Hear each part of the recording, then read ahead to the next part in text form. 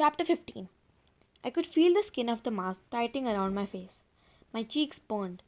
A sour odor swept over me, choked me. I gagged. I sucked in a deep breath through my mouth, but the mask was so tight I could hardly breathe. I grabbed the ears with both hands. The outside of the mask felt warm, felt normal, but inside I was burning up. I tried to tug the mask off, but it wouldn't slide up. The hot rubber stuck to my face. I groaned as a putrid odor washed over me again. I tugged harder. The mask didn't budge. I gasped for breath. I grabbed the stringy hair and pulled. I slid my hands under the shin and pushed. Oh! A sick groan escaped my throat. My hands dropped limply to my sides. I suddenly felt so tired, so weak, so totally weak. Every breath was a struggle. I bent over. My body began to tremble. I felt so weak and old. Old! Was this how an old man felt? Calm down, Steve, I scolded myself. It's just a rubber mask. It fits a little too snug. That's all. It's stuck to your face, but we'll pull it off, and you'll be fine. Calm down. Count to 10. Then examine the mask in the mirror, grab it from bottom, and you will be able to pull it up. No problem. I counted to 10. I counted to 10. Then I stepped up close to the mirror. I nearly cried out when I saw my reflection. The mask was really awesome. So real, so gross. With my eyes staring out of it, the face seemed to come alive. The brown lips sneered back at me. When I moved my lips, they appeared to move too. The green gobs of goo trembled inside the big nostrils. The spiders appeared to be crawling through the tangled yellow hair. It's only a mask, a really cool mask, I said to myself. I started to feel a little calmer, but then a cackle escaped my throat. Not my cackle, not in my voice, an old man's cackle. How did that happen? How did I utter such a strange sound? I clamped my lips shut. I didn't want to make that sound again. Another frightening cackle, in a shrill, high-pitched voice, more dry, weak, more like a dry croak than a laugh. I tightened my jaw, clenched my teeth, held my breath so I wouldn't cackle again. I wasn't doing it. Who was cackling like that? There was a shrill, dry laugh coming from. I cast at the old face in the mirror, suddenly froze in fear, and then I felt a strong hand grab my leg. Guys, are you ready? I'm warning you, the scary stuff is about to begin. So get into a comfy place where I hope you won't get scared to death, and get ready. Chapter 16. With a choked gasp, I whirled around and peered down through the tight eyeballs of the mask. I instantly saw that it wasn't a hand or my leg. It was teeth. Dog teeth. Sparky, it's you! I cried, but my voice came out in a dry whisper. Sparky backed away. I cleared my throat and tried again. Don't be afraid, Sparky. It's only me. My voice, it sounded more like a dry cough. I sounded like my grandpa. I had an old man's face and an old man's voice, and I felt so tired, so totally weak and tired. As I reached to pet Sparky, my arms drooped as if they weighed 1,000 pounds. Both of my knees cracked as I bent down. The dog gazed up at me and tilted his head. His short stub of tail wagged furiously. Don't be scared, Sparky, I croaked. I was just trying out this mask. Pretty scary, huh? I lowered my face and tried to pick Sparky up. But as I leaned forward, I could see the dog's eyes go wide with terror. Sparky let out a shrill yip, jumped out of my hands and went tearing across the room, barking at top of his lungs, barking in total fright. Sparky! It's me! I cried. I know I sound different, But it's still me. It's Steve. I wanted to chase after him, but my legs felt so weak and my knees refused to bend. It took me 3 tries to pull myself up to a standing position. My head ached. I was too out of breath to run after Sparky. Too late anyway. I could hear him barking his head off, already downstairs. Weird, I muttered, rubbing my aching back. I hobbled back to the mirror. Sparky has seen masks before. He knew it was me. But was he so scared? But why was he so scared? Was it my weird voice? How had the mask dried up my voice? And why did I suddenly feel 110? At least my face no longer felt on fire, but the skin of the mask still pressed so tightly against my face I could barely move my lips. I have to get out of this thing, I decided. Chuck will have to wait until Halloween night to be scared out of his skull. I raised both hands to my neck and searched for the bottom of the mask. My neck felt craggy and wrinkled. The skin was dry. Where was the bottom of the mask? I leaned close to the mirror on my closet door and narrowed my eyes at my reflection. I stared hard at the neck of the mask. Wrinkling skin flecked with ugly brown patches. But where was the bottom? Where did the mask end and my neck begin? My hands began to tremble as they fumbled up and down my throat. I could feel my heart begin to race. I moved my hands slowly, carefully, up and down my neck, again and again. Finally, I let my hands drop to my side and uttered a weary, frightened sigh. There was no mask bottom, no line at all between the mask and my neck. A wrinkled, spotted, masked shin had become my skin. No! No! I wailed in my old man's voice. I had to get this thing off me. There had to be a way. I squeezed my cheeks off the mask and tugged with all my might. Ow! Sharp pain ran down my face. I pulled the hair that went a wave of that sent a wave of pain shooting down my scalp. Frantically, I grabbed at the mask, slapped at it, pulled it, tore at it. I felt each move, each slap, and each tug make my skin hurt. Every touch hurt me as if they were my own skin. The eye holes, I croaked. I reached for the eye holes. Maybe I could slip my finger inside the eye holes and lift the mask off. My hands fumbled around my eyes. My trembling fingers searched, poking and rubbing. No eye holes. There was no eye hole. The rutted, scab-covered skin had melted into my face. It had become my skin. The ugly, disgusting mask had become my face. I looked like a horrifying spider infested, decaying old man, and I felt so old and weird as I looked. My throat tightened in terror. I sank against the mirror, pressing my ugly, craggy forehead against the glass. I shut my eyes. What can I do? What can I do? The question repeated like an unhappy chant in my mind. And then I heard the front door slam, and I heard Mom's voice at the bottom of the stairway. Steve, are you home? Steve? What can I do? What can I do? The question repeated and repeated. Steve, come down here. I want to show you something. No, I thought, swallowing hard my dry throat, making a sick clicking sound. No, I can't come down. I can't. I don't want you to see me like this. Oh, never mind, Mom called. I'm coming up there. Chapter 17. I heard her footsteps on the stairs. A shock of panic made me lurch towards the door. I nearly fell over. My old legs were stiff, too stiff to move quickly. I hobbled to the door and closed it, just as Mom reached the second floor. Then I leaned against the door, my hand on my throbbing chest, trying to catch my breath, trying to think, trying to decide what to say. I couldn't let her see me like this. I couldn't let her see the mask. She'd start asking questions, and I couldn't let her see how the mask had changed me. A few seconds later, she knocked gently on the door. Steve, are you in there? What are you doing? Nothing, Mom.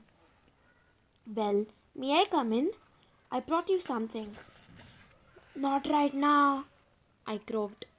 Please don't open the door, I begged silently. Please don't come into my room. Steve! Steve, why do you sound so strange? Mom demanded. What's wrong with your voice? Uh, think fast, Steve, think fast. Uh, Sore throat, Mom. A really bad sore throat. Let me take a look at you. Are you sick? Glancing down, I saw the doorknob turn. No! I screamed, pressing my back against the door. You're not sick? I mean, yes, I croaked in my shaky old voice. I'm not feeling well, Mom. I'm going to lie down for a while. I'll come down later, okay? I stared at the doorknob, listening to her, breathing on the other side of the door. Steve, I bought you those black and white cookies that you love, your favorites. Do you want one? Maybe it will make you feel better. My stomach growled. Those cookies were my favorite, dripping with chocolate icing on one side and vanilla icing on other. Maybe later, I moaned. But I drove 2 miles out of my way to buy them for you, Mom said. Later, I'm not feeling well. I was telling the truth. My temples throbbed, my whole body ached. I felt so weak I could barely stand up. I call, I'll call you for dinner, Mom said. I listened to her make her way back down the stairs. Then I hobbled over to the bed and slumped my old man's body down onto the edge. Now what? I asked myself. I pressed my hands against the scabby cheek. How do I get this thing off me? I shut my tired eyes, burning eyes, and tried to think after a few minutes. After a few minutes, Carly Beth's face floated into my mind. Yes, I croaked. Carly Beth is the one person in the world who can help me. Carly Beth wore the same mask from the same store last Halloween. Maybe the same thing happened to her. Maybe her mask stuck to her face and changed her. She got her mask off. She will know how I can get my mask off too. The phone stood across the room, besides the computer on my desk. Normally, I'd be over there in 3 seconds, but it took me 3 minutes of grunting and straining to get my old body to stand up. Then it took me 5 minutes to drag myself across the room. By the time I dropped into my desk chair, I was exhausted. It took all of my strength to raise my hand and punch in Carly Beth's number on the phone. I can't go on like this, I told myself. She's got to help me. She's got to know how to get this mask off. After the third ring, Carly Beth's father answered. Hello. Hi. Could I speak to Carly Beth? I choked out. A silence. Then, who is this? Mr. Caldwell sounded confused. It's me, I answered. Is Carly Beth there? Is this one of our teachers? He demanded. No, it's Steve. I'm sorry, sir. I can't hear you very well. Can you speak up? Why did you wish to speak to my daughter? Perhaps I can help you? No, I heard Mr. Caldwell speak softly to someone else at his house.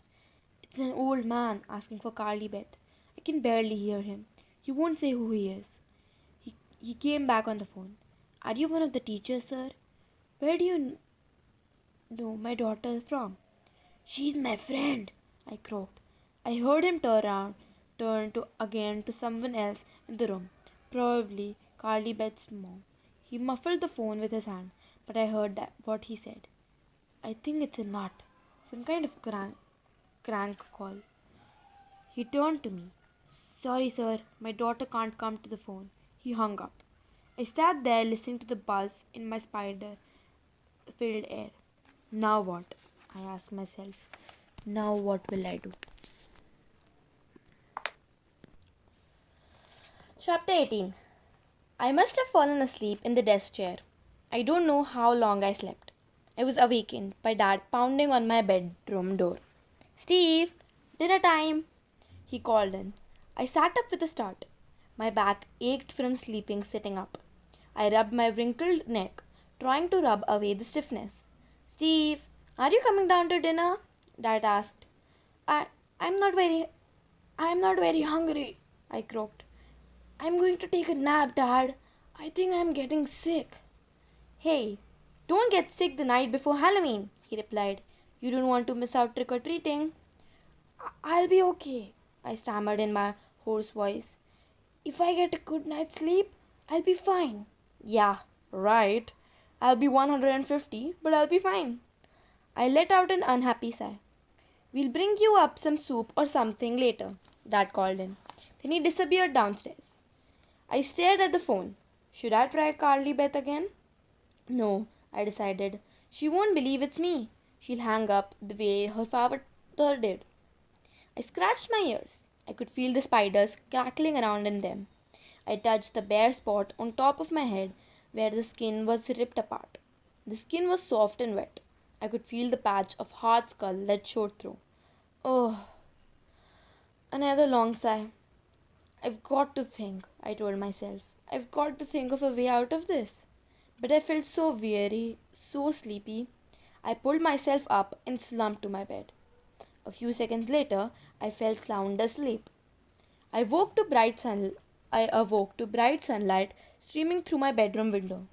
I blinked several times, startled by the bright morning light. Morning. Halloween morning. It should have been a happy day, an exciting day, but instead, I reached up with both hands and touched the sides of my face. Smooth. My cheeks felt smooth, soft and smooth. I rubbed my ears, small ears, my ears. No spiders. I raised both hands to my hair and touched my hair, not the stringy old man's hair. Hesitantly, carefully, I touched the torn spot at the top of my head where the skull showed through. Not there. I'm me again! I cried out loud. I let out a long whoop of joy. No old man's mask, no old man's voice, no old man's body. It had all been a dream, a horrible nightmare. Still blinking in light, I gazed happily around the room. I dreamed it all, I cried. Going down to the dark store basement, pouring through the carton of masks, the man in the cape, the mask of the old man, sneaking it home and trying it on. The mask sticking to my skin, refusing to come off. All a dream. All a horrifying nightmare that was over now. I was so happy. This had to be the happiest moment of my life. I started to jump out of the bed. I wanted to leap around in my room, to dance for joy. But then my eyes blinked open, and I woke up. For real.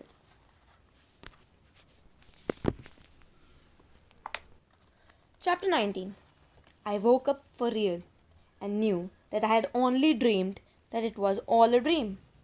I cracked my face and felt the craggy wrinkles, the heavy scabs. I rubbed my nose and brushed the green cobs stuck in my nostrils. I had dreamed that the mask didn't exist. I had dreamed that I had my own face back, my own voice and body. All a dream, a wonderful dream. But now I was really awake and really in trouble. I pulled myself up and brushed the stringy yellow hair out of my eyes. I have to tell Mom and Dad, I decided. I can't spend another day like this. I'd slept in my clothes. I staggered to my feet and dragged my whole body to the door. I tugged open the door and saw a note taped on the other side. Dear Steve, hope you are feeling better. Mom and I had to go visit your Aunt Helen this morning. We left early to beat the traffic. We'll be home in time to help you with the hobo costume. Love, Dad. My hobo costume? Not this year.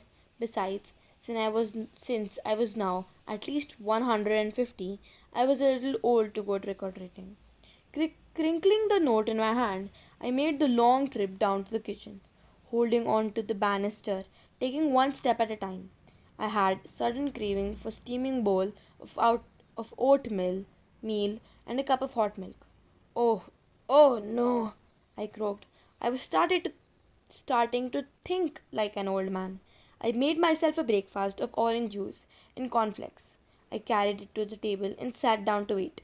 The juice glass felt strange against my fat brown lips, and it was almost impossible to chew the cornflakes with just one long crooked tooth.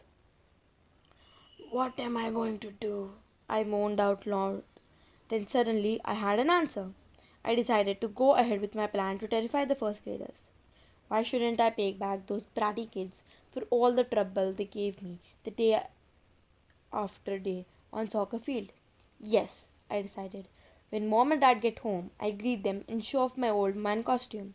They won't know it isn't a costume. They'll think it's really cool.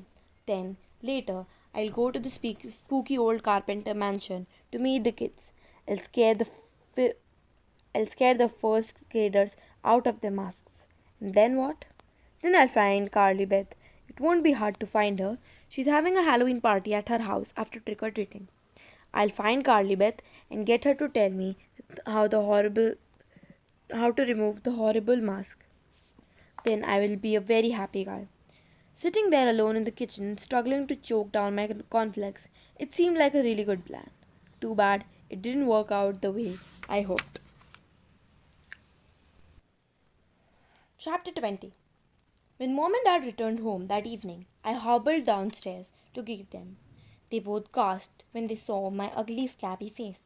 Mom dropped the bag she was carrying. Her mouth fell open to her knees. Dad's eye bulged.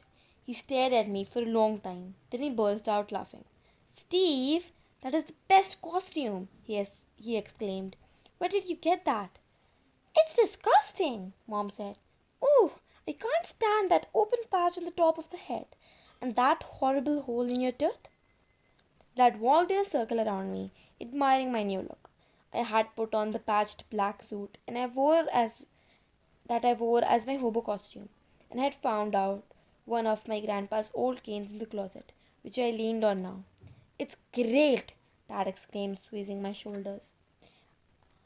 I bought the mask at a party store, I croaked.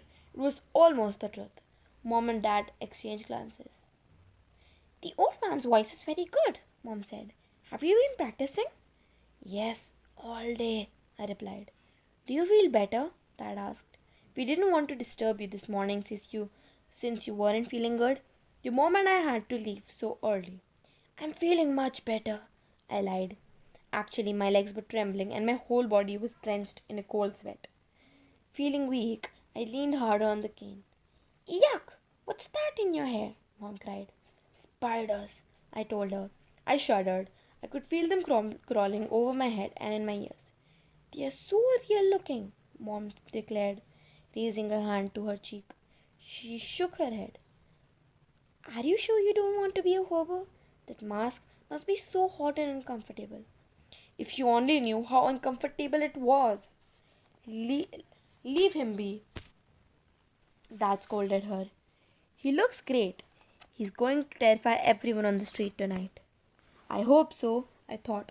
I glanced at my watch. Time to get going. Well, he's terrifying me, Mom exclaimed. She shut her eyes. I can't stand to look at you, Steve. Why did you buy something so ugly? I think it's funny, Dad told her. He poked a finger at my long tooth. Great mask. It is rubber? Yeah, I guess, I muttered in my quivering old voice. Mom made a disgusting face. Are you trick or treat with Chuck? Are you trick or treating with Chuck? I yawned. I suddenly felt sleepy. I promised my soccer players I'd meet them, I croaked. Then I'll go over to Carly Beth's house. Well, don't stay out too late, Mom said. And if that heavy mask gets too hot, take it off for a while, okay? I wish, I thought bitterly. See you later. Leaning on the cane, I began dragging myself to the front door. Mom and Dad laughed at my funny walk. I wasn't laughing. I wanted to cry. Only one thing kept me from breaking down and telling them the truth. Only one thing kept me from telling Mom and Dad that I was trapped inside this horrible mask. That it had turned me into a weak ancient creature. Revenge. I could see the terrified expressions of the faces of my soccer team, and I could hear their howls of horror as they went running for their lives. They cheered me up and kept me going. I grabbed the doorknob and struggled to pull open the door. Steve, wait, Dad cried. My camera, wait, I want to take a picture. He disappeared in search of the camera. Your trick or treat bag, Mom cried. You forgot your trick or treat bag. She rummaged around in the front closet until she found a shopping bag with the little pumpkins all over the sides. I knew I couldn't manage the cane and the shopping bag. but I took it from her anyway. I'll throw the bag away when I get outside. I decided I didn't plan to trick or treat. I knew it would take me half an hour just to walk up to someone's driveway. Dad burst back into the living room. "Say cheese!" he cried, raising his little camera. I tried to twist my wormy lip into a smile. Dad flashed the camera once, then 3 more times. Blinded by flashbulb lights, I said goodbye and made my way out of the door. The white circles followed me into the night. I nearly fell off the front stoop. I grabbed the railing and waited for my heart to stop pounding. Slowly, the flashes of light faded from my eyes, and I began to pull myself down the driveway. It was a clear, cold night.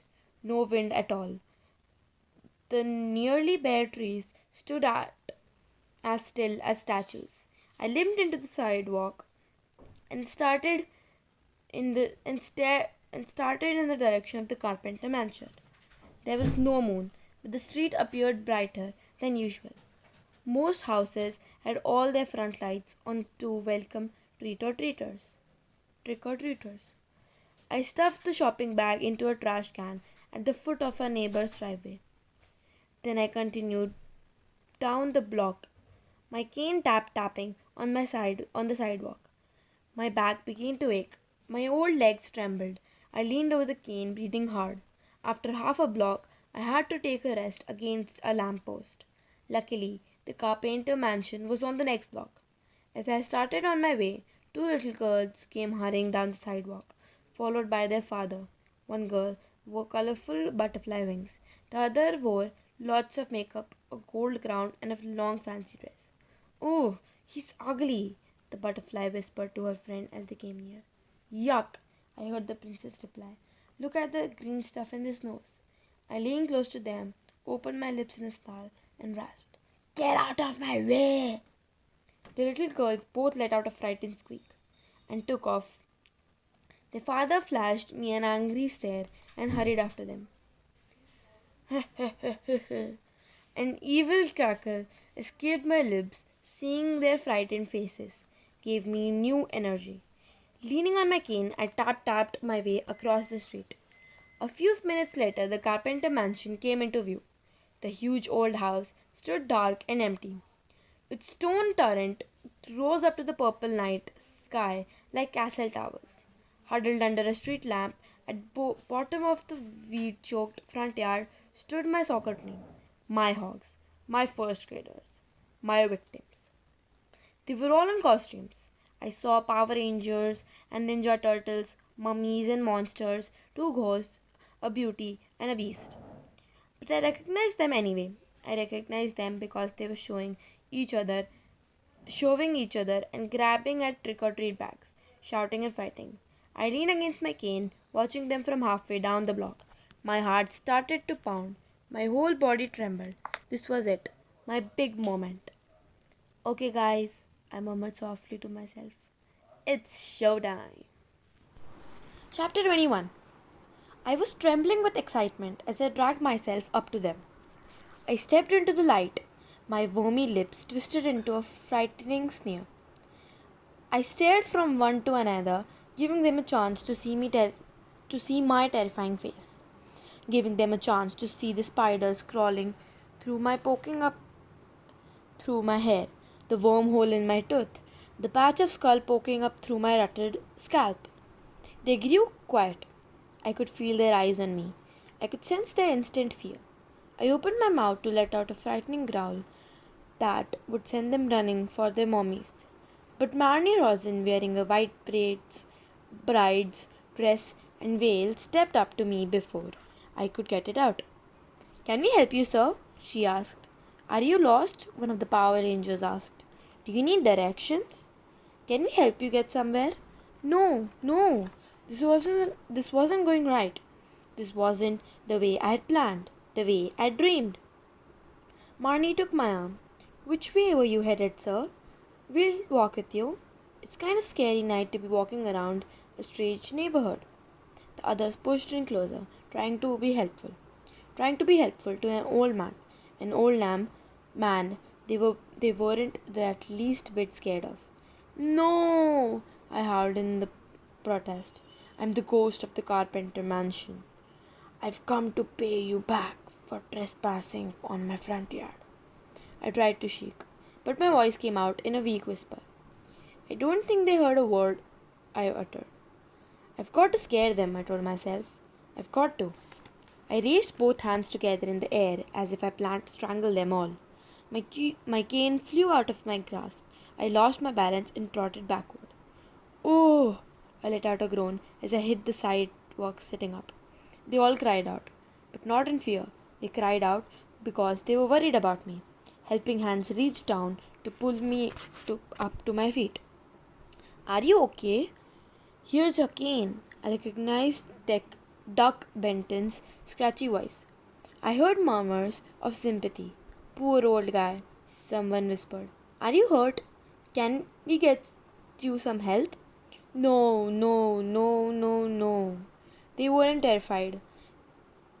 They weren't the tiniest bit terrified. I sank onto the cane. I suddenly felt so weary, so totally exhausted I could barely keep my head up. Forget about scaring them, Steve, I told myself. You've got to get to Carly Beth's house before you collapse. You've got to find out from Carly Beth how to get that mask off, how to get your old face and strength back. Marnie was still holding on to my trembling arm. Where are you trying to go? She asked, her freckled face filled with concern.